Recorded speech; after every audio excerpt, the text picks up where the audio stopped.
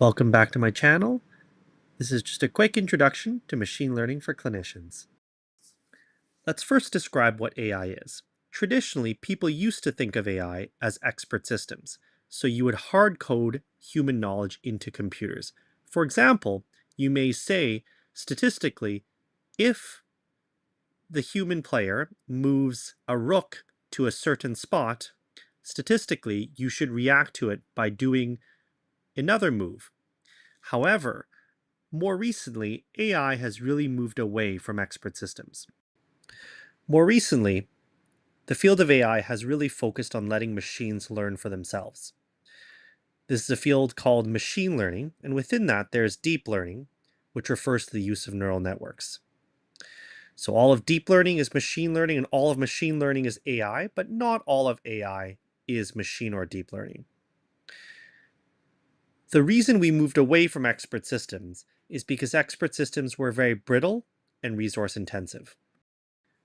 Deep learning, as mentioned, involves the use of deep neural networks. Now, what separates a deep versus a not deep neural network is actually something that there's no agreement on. In summary, though, data comes in through the input layer, gets processed through multiple hidden layers, and then comes to an output layer. We can visualize what we send into the model and what comes out. However, the layers in between are actually what we consider a black box, and not always clear to humans how a machine has made the decisions it does. Now, before we move on, let's do a couple of definitions. Weights are internal parameters in a neural network corresponding to individual neurons. These are adjusted during training. Think of a series of knobs.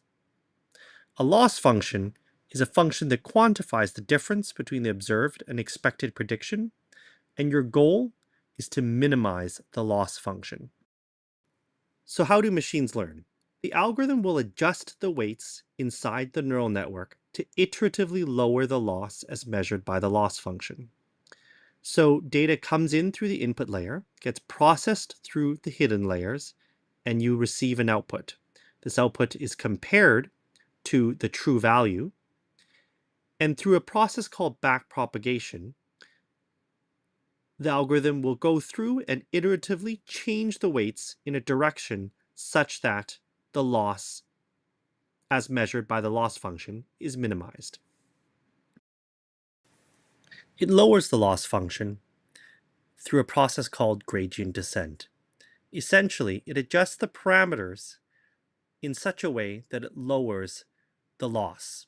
Graphically, you can see this as a minimum point in a graph. Lastly, it may be useful to go through a few frameworks for machine learning. In real life, it gets more complicated than this, but these are some broad categories we will talk about. It may be out of the scope of this video to talk about reinforcement learning, thus we will focus on supervised and unsupervised learning. In supervised learning, the algorithm is provided labels for the data. So this simplified example shows a picture of a circle with the corresponding label circle, and the picture of a square with the corresponding label of a square. The machine is then trained on a data set like this. Another example might be providing it a set of chest radiographs with the diagnoses labeled by a radiologist. The machine learns from this labeled data set curated by humans.